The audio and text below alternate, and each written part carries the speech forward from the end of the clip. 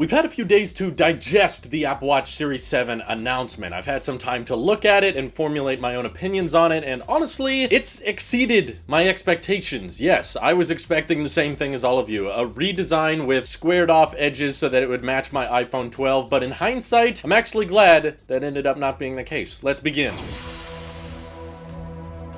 So I know there's a lot of theories formulating right now that Apple had a squared off Apple Watch planned all along, and then at the last second had to magically change all of their supply chains and manufacturing techniques and suddenly unveiled the Series 7 at the last second. Some of you may believe that, and that's fine, some of you may not, but either way, it says a lot about how expectations can destroy a lot of product launches for people, and how when we look at leaks and when we hear about rumors and we start treating them as fact and we start using the term confirmed or revealed prematurely, it often results in people not getting what they wanted. I'm just happy to be on the side of the argument this time where what we ended up getting was a much larger display. You know, leading up to the launch, we were hearing about speculation of a 16% larger display, which I already thought was pretty amazing, and the actual thing ended up looking far more modern and sleek than I could have anticipated, because even though the chassis is rounded off, which it always has been, the bezels shrunk by 40% and we got a 20% larger display, allowing for the swipe keyboard, allowing for modular Macs, and allowing basically for text and information to be viewed easier, now to the point where the display and the pixels are literally falling off the edge of the device. And even if the squared off Apple Watch somehow had 2.5D glass on the top of it, that doesn't really align with much of the damage control leakers are giving currently, with the idea that the CAD files were leaked because those CAD files did not demonstrate 2.5D glass. And this awesome watch face now showing the time wrap around the display, and the fact that you can see that from a different angle even when you're not straight looking at the watch. Of course, this is all aesthetic complaints, as is the squared off Apple Watch. You know, that's not a feature, that's not a functional improvement, that's just a design trend consistency. And I guess the reason I'm caring less and less about design symmetry between all of my different Apple products is Apple's not trying very hard to be consistent with their color schemes between iPads and iPhones, and Apple Watches being slightly different shades of red or slightly different shades of silver. So the colors aren't matching that much, but overall, what I'm always welcoming, no matter what the product category is thinner bezels. That way we can get a larger display, which is something we actually interact with. It's not an aesthetic thing. It's not like a, hey, by the way, did you see my watch has a squared off chassis instead of a rounded one? Wow, oh my god, that guy must have money. No, it's not that stupid of an argument. It can actually be like, hey, I don't have to buy as big a watch anymore because I can get, you know, a much larger display with the 41mm option, and now it's even easier to read the text in the notifications I do get on my watch because it has an even larger display than before. And yes, of course, the unveiled Series 7 design was nothing like I expected, but thankfully it ended up being much, much better because they found a design that's able to maximize a part of the device that you actually plan on using. The squared off edge doesn't really have that many functional benefits, and if your argument is that by having some kind of squared off chassis you can fit more battery or more electronics on the inside, doesn't sound like it if you're under the belief that it was hard to mass produce and therefore they scrapped the entire watch until next year. That's a lot of wishful thinking, and you may end up being right, but honestly, seeing how in the past Apple Watch has had very few redesigns, and by redesign I mainly mean something changed with the size and layout of the display. We had it from the Series 3 to the Series 4, and after that design change we saw pretty much the same design for another couple years, and I don't really see why there's any reason to expect Apple to do something different this time around. Series 8 will probably end up looking a lot like the Series 7, just with a few more health sensors and maybe a slightly improved chip, but I didn't know it was possible for Apple to take the Apple Watch design in a different direction that I was not anticipating, and somehow made my Series 6 feel dated, because now every time I look at it, I'm already noticing the bezels. I'm like, yeah, they are kind of thick. Yeah, hey, this display should be bigger. The device should be able to account for that. So that's why I'm super duper pumped to try out the Series 7 in person to see how thin these bezels can actually look and how uniform they are, how much the display spills over the edges and that type of thing. I do believe there was some type of production issue, because if there wasn't, the Apple Watches would be shipping this month. I just personally don't believe that because the Apple Watch Series 7 is delayed, that means there was a completely different design that got scrapped like a few weeks ago. All of this stuff is fine finalized with suppliers and manufacturers months and months in advance, and I just don't think Apple needed to update the CPU because it's a freaking watch, and I've never seen so many people in my life disappointed by the lack of performance upgrades in their smartwatch. Ask yourselves if you're mad about that. Was there anything the S6 chip wasn't able to do that you were hoping the S7 chip could have done? Because honestly, it has a crazy amount of overkill already. I've literally never run into an issue with the processor speed of my Apple Watch. And I know how a lot of you feel, you know? I've been in that place where I was expecting a product to look and feel a certain way. I experienced that very recently with the 24-inch iMac unveil. I had an expectation in my head, and the actual design ended up not really meeting that expectation, and I wasn't able to get past it, you know? I was like, I'm sorry, I can't get into the chin and the white bezels, and no matter how hard I looked at it, I wasn't a fan of it. So I imagine a lot of you are probably looking at the Series 7 thinking the same thing, but the way I like to deem the success of a product's design is what does it functionally allow for, and Apple's current Series 7 design allowed them to make a more durable sheet of glass, and it allowed them to maximize screen real estate, which is, I think, something everyone who buys the Apple Watch will benefit from. Changing the design for the sake of, okay, I'm ready for a square instead of a circular chassis, I don't think that really helps much. And if it physically wasn't possible for them to have this larger display with the squared off edge, then so be it. I'm still happy we got thinner bezels, and I still think it looks beautiful, and I can't wait to try it out myself. Let me know how you guys feel about the Series 7 design as a whole. In my opinion, if you don't really see it as a redesign and you just say, well, they just made the display bigger, it's kind of the exact same thing from Series 3 to 4. It's like, ooh, the chassis slightly more rounded. I don't know if that counts as a redesign, but to me, any type of display upgrade that's this noticeable and this substantial, I do consider that a redesign. It's just not the redesign we expected, but it is a pretty awesome one. This is your Apple Sheep here. I'll see you guys in the next one.